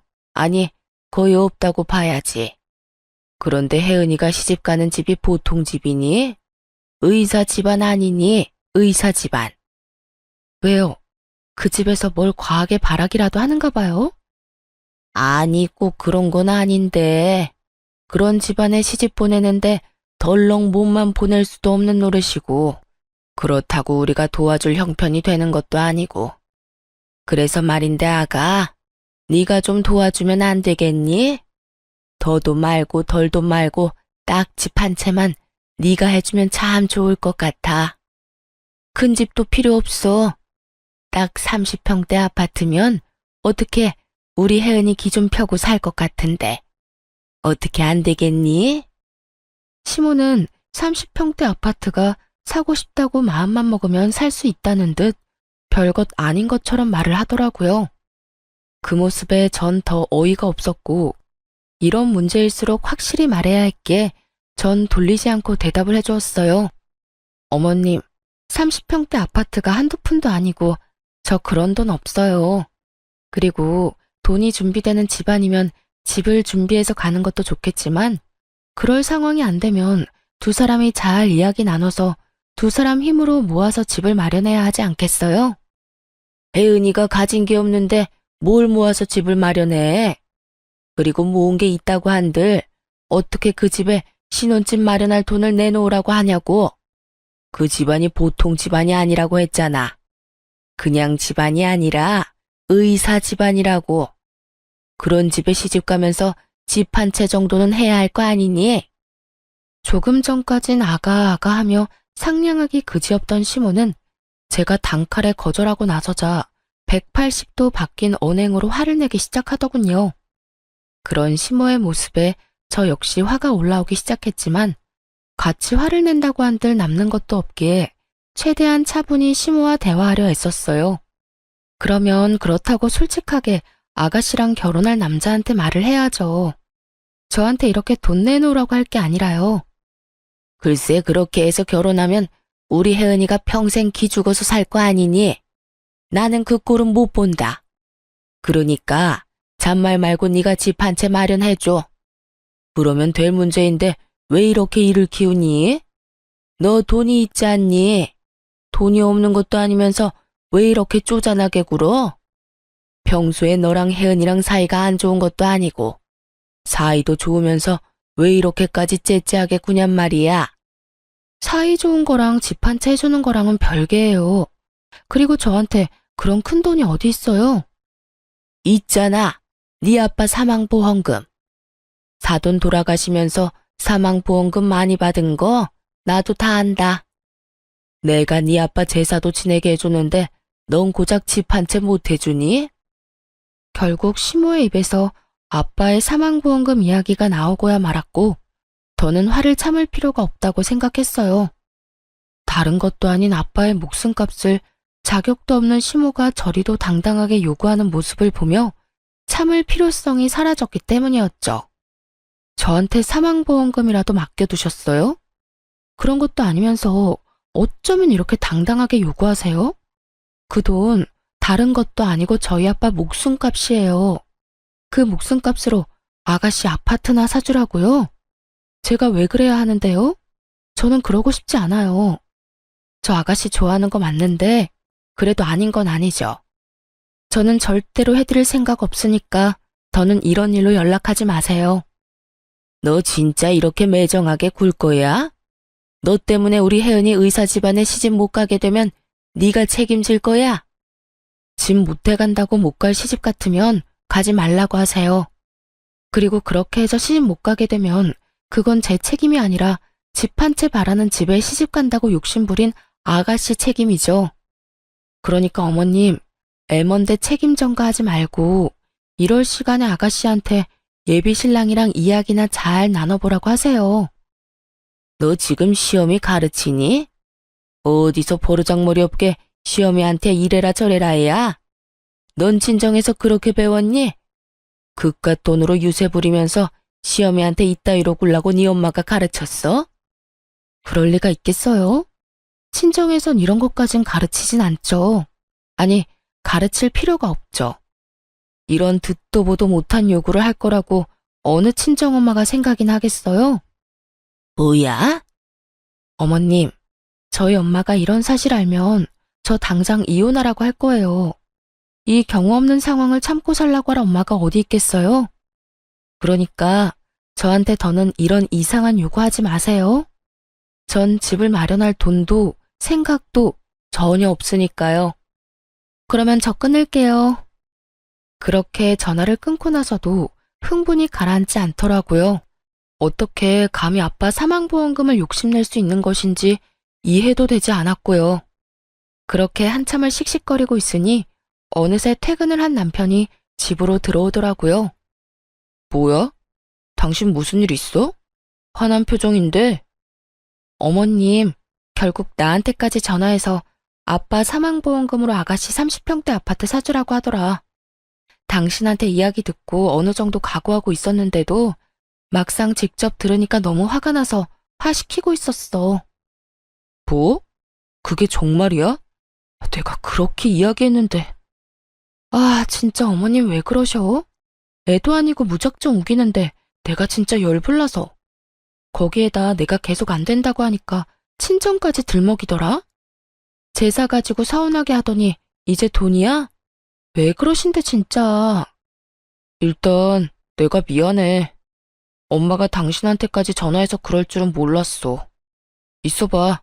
내가 당신 듣는 데서 확실하게 못 박을게.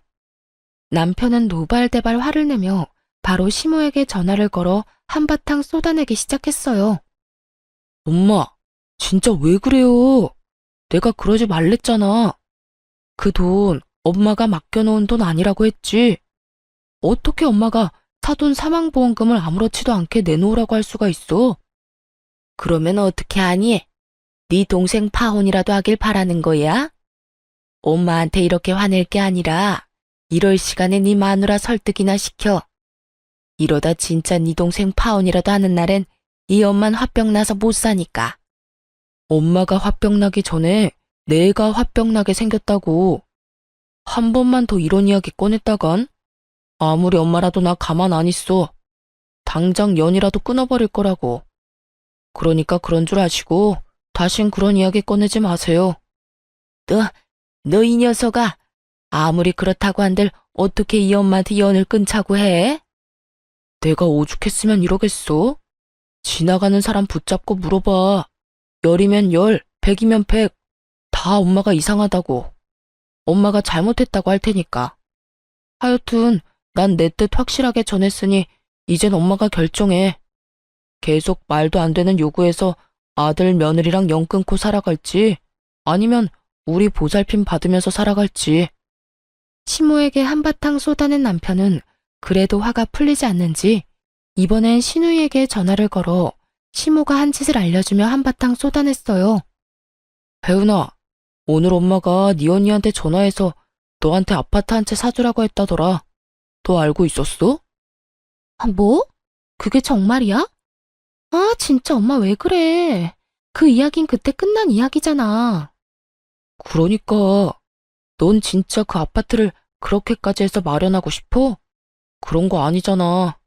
넌 그런 생각조차 없는 거잖아. 내가 미쳤어? 다른 돈도 아니고 언니 아빠 사망보험금으로 내가 무슨 자격이 있다고 그 돈을 욕심내? 엄마 진짜 나만 곤란해지게 왜 그래? 너라도 그렇게 생각하니 그나마 다행이네. 일단 나는 절대 안 된다고 했는데 분위기 보니까 엄마 포기 안 할 것 같아. 그러니까 네가 전화 한 통해. 당사자인 네가 전화해서 그건 절대 말도 안 되는 일이라고 똑바로 말해주란 말이야. 알겠어? 응, 알겠어. 내가 말할게. 그렇게 전화를 끊어버린 후 남편과 저는 다신 이런 불미스러운 이야기는 나올 일이 없다고 생각했어요. 신우이가 나섰을 테니 더는 시모가 집집거리지는 않을 거라고 말이죠. 하지만 이 모든 건 저희의 착각이었습니다.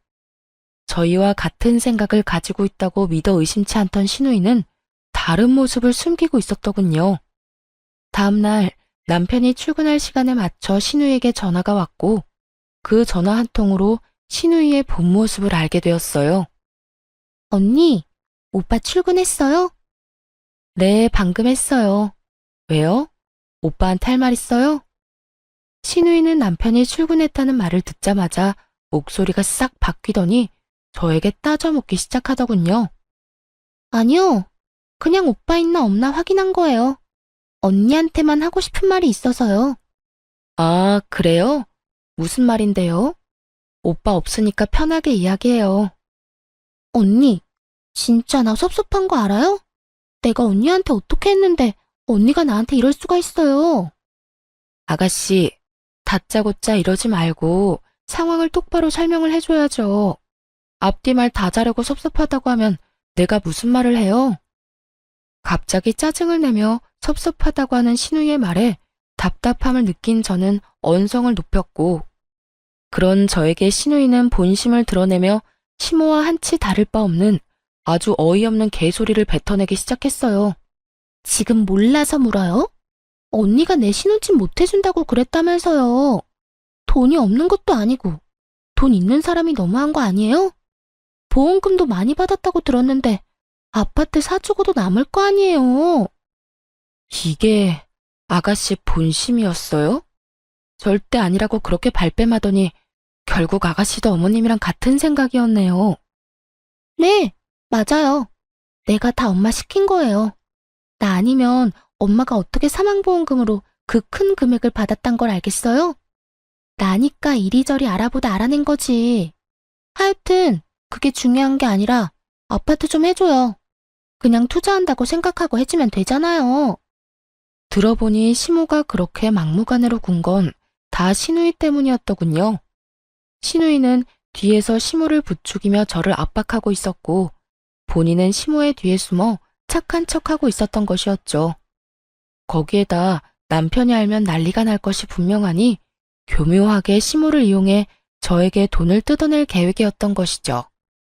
그런데 끝까지 제가 버티며 싫다고 하자 더는 시모만 믿고 있을 수는 없다 싶었는지 남편이 없는 시간에 저를 압박하려고 전화를 걸었던 것입니다.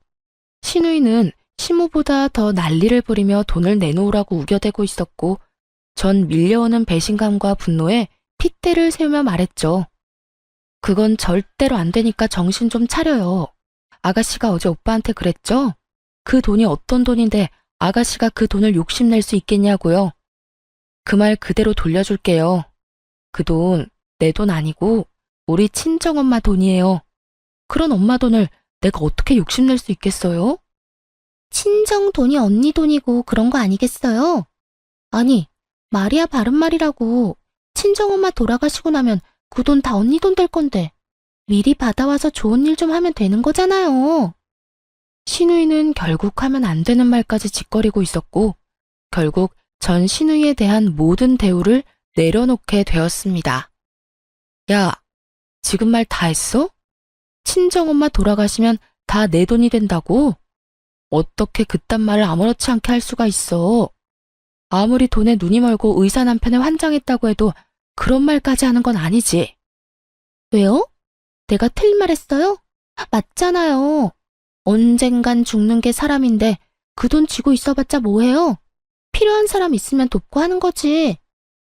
야, 너나 필요하지 난 안 필요해. 내가 안 필요하면 쓸 필요도 없는 돈이고. 그리고 너 우리 친정에 돈 맡겨놨어? 뭐가 이렇게 당당해? 넌 양심도 없어? 양심이요? 가족끼리 무슨 양심 이야기까지 나와요. 이럴 때 돕고 사는 게 가족 아닌가요? 그런 게 가족이면 난 이제 너랑 가족 안 할게. 그간에 정이 있어서 웬만하면 좋은 말로 끝내려고 했더니 도저히 안 되겠네. 다신 나한테 연락도 하지 말고 나한테 뭘 바라지도 마. 가족이라고 생각하지도 말고. 아니 언니, 그렇게 화만 내지 말고 잘 생각해보라고요. 내가 잘 되면 다 좋은 일 아니에요? 그러니까 화만 내고 있을 시간에 친정에 가서 돈 좀 받아오라고요. 아 진짜, 언니 그렇게 안 받는데 진짜 말이 안 통하네? 너야말로 말이 안 통하네. 한국말 모르니? 영어로 해줘? 나 너랑 가족 안 한다고. 그러니까 끊어.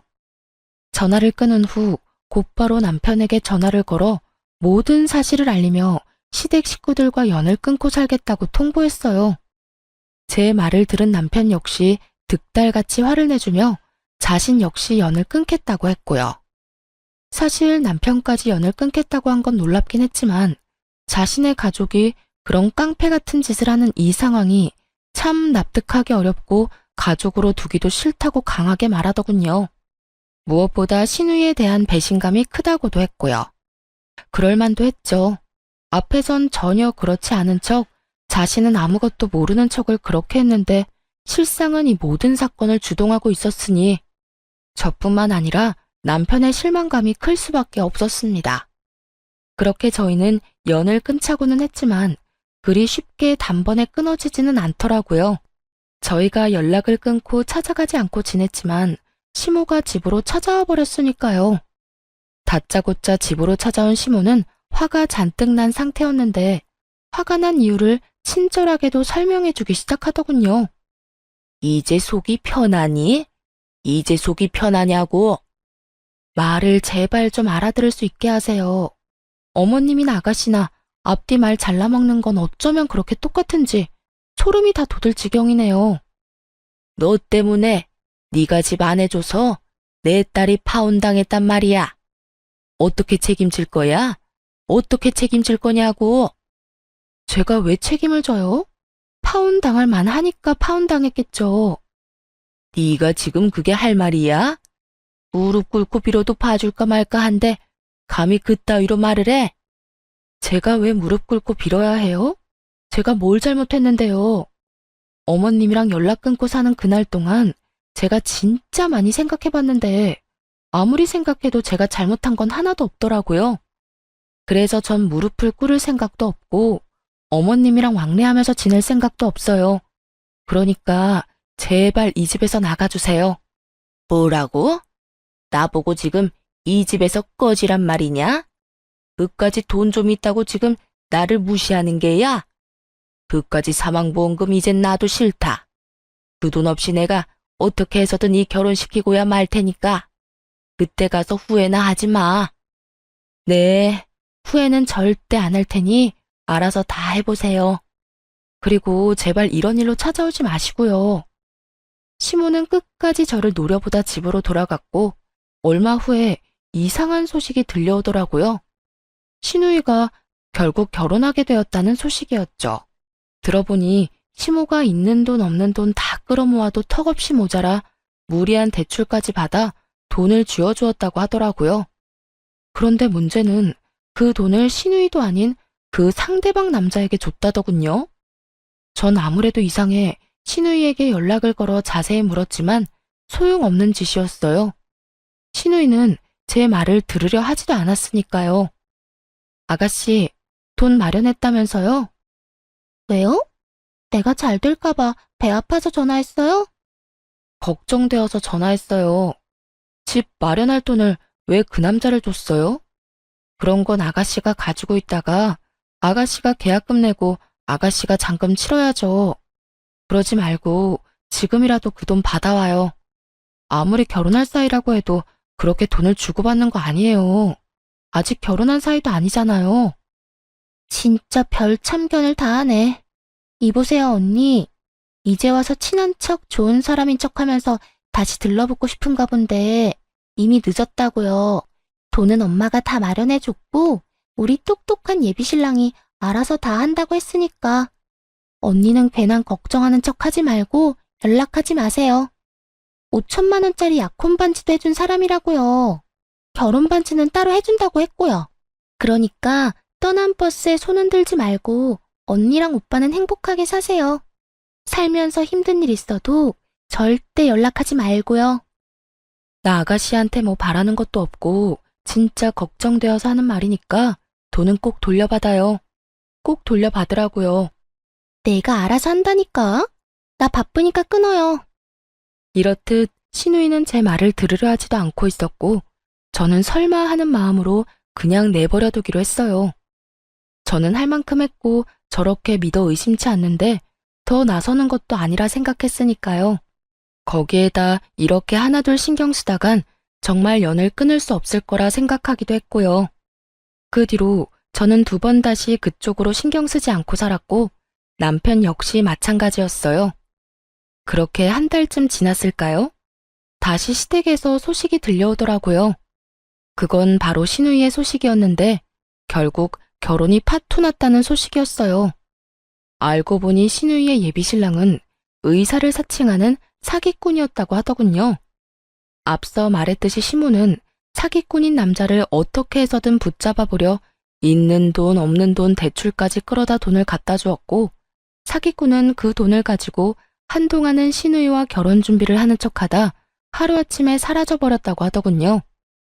신우이가 그렇게 자랑하던 반지 역시 큐빅 반지였고 그 모든 것이 사기였던 것이었죠.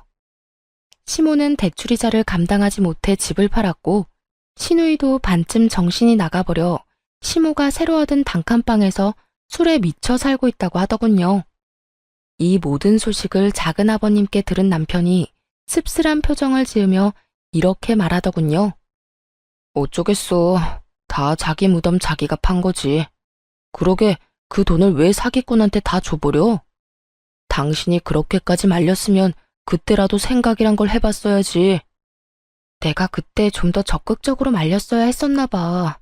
아니, 신고라도 할 걸. 아니다. 사람이라도 붙여볼 걸 그랬어. 됐어, 자책하지 마. 당신은 할 만큼 했어. 그러니까 그런 생각으로 당신 괴롭히지 마. 그래도 어쩔 수 없이 마음이 안 좋네. 나도 속은 쓰리지만 어쩌겠어. 너무 애지중지 키워서 세상 무서운 줄 몰랐는데 이참에 배우는 게 있겠지. 혜은이도 다 큰 성인이고 어른인데 어른답게 잘 이겨낼 거라 생각해. 그러니까 당신도 마음 쓰지 마. 남편이 이렇게 말을 해줘도 한동안은 마음이 편치만은 않았어요. 하지만 저는 최선을 다해 말렸고 그런 저를 무시했던 건 신우이였으니 저는 남편의 말대로 할 만큼 했다고 생각하기로 했습니다. 그 뒤로 거짓골을 한 시모가 집으로 한번 찾아왔는데요. 쫄딱 망한 자신을 구제해달라며 이 집에서 살고 싶다, 뭐 이런 부탁을 하려고 왔더라고요. 그런데 남편이 곧바로 집을 내놓고 저흰 다른 동네로 이사를 갔어요. 시모가 먼저 우리를 찾을 경우의 수를 다 끊어버린 거죠. 한번 한다고 하면 하는 남편이기에 남편은 확실히 저와 시모의 연을 끊어주었고 덕분에 전 좀 더 편한 마음으로 살고 있어요. 그리고 저에게 좋은 소식이 있어요. 그건 바로 임신 소식인데요. 처음 남편에게 이 사실을 알렸을 때 글쎄 남편이 울더라고요. 여보, 나 임신했어. 나 진짜 임신했다고. 그게 정말이야? 진짜야? 이거 꿈 아니지? 그래, 정말 임신이야. 며칠 전에 테스트기 했는데 2줄이길래 오늘 병원 다녀왔더니 임신 맞대. 5주차 들어섰대. 진짜 꿈 아니야? 진짜 임신이야? 여보, 고마워. 여보 진짜 고생했다. 진짜 우리 고생했다. 울긴 왜 울어. 기분 좋은 날에. 우리 앞으로 진짜 잘 살자. 진짜 열심히 살자. 그래, 진짜 고맙다, 고마워. 내가 앞으로 더 잘할게. 이렇듯 저희는 더 애틋하게 지내고 있어요. 늦은 나이 한 임신이라 뭐든 조심스럽고 때론 두려운 마음도 들지만 오래 기다리고 간절히 바랬던 만큼 그 누구보다 열심히 노력해서 아이와 남편과 함께 잘 살아보려고요. 남편은 오랫동안 바래왔던 승진도 하게 되어 요즘 입꼬리가 내려올 새가 없이 웃고 다니곤 하는데요. 그야말로 겹경사가 생겨 요즘 저희 집엔 행복이 가득 차 있는 상태예요. 이런 행복함을 느낄 때마다 어쩔 수 없이 시모와 시누이가 생각나곤 하는데요. 다시 왕래하고 싶다거나 연락하고 싶어서 생각나는 건 아니고 남편이 걱정되어서 생각이 나는 것 같아요. 엄연히 따지자면 저는 피 한 방울 섞이지 않은 남이지만 남편은 그렇지 않으니까요. 그래서 전 가끔 남편에게 시댁 식구들과 왕래하고 지내고 싶다면 알아서 하라는 말을 하곤 했는데요. 남편은 그때마다 이렇게 말하더라고요. 싫어. 나도 당신만큼 우리 식구들한테 정 떨어졌고 실망도 많이 했어. 그만큼 배신감도 크고 말이야. 혹시나 살면서 이 감정도 무뎌지고 다시 보고 싶어지는 날이 오면 그땐 당신한테 말할게. 우리 가족들 얼굴만 보고 와도 되겠냐고 말이야. 그러니 그때 알겠다고만 해줘. 난 그거면 돼. 그래서 저도 이런 남편의 뜻에 따라주려고 합니다. 이제 떠나간 시댁을 걱정하지 말고 저희의 품에 찾아올 새로운 가족의 행복을 위해 살아가 보려고요. 그리고 그 많은 일들에도 제 옆을 지켜준 남편을 이젠 제가 지켜주려고 해요. 다들 응원해 주실 거죠? 저의 긴 사연도 끝이 났어요. 지금까지 저와 함께 해주셔서 감사합니다. 행복하세요.